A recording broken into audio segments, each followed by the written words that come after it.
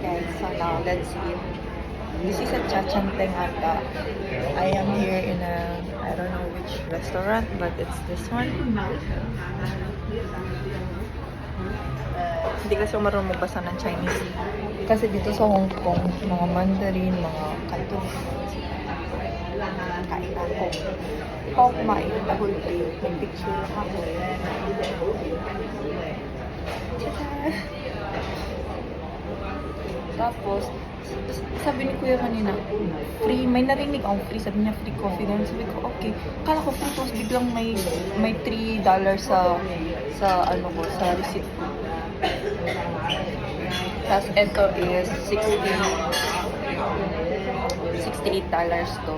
So, in Philippine peso, it's around 500 pesos. So, basically, pork chop, egg, and curry sauce, and then curry sauce.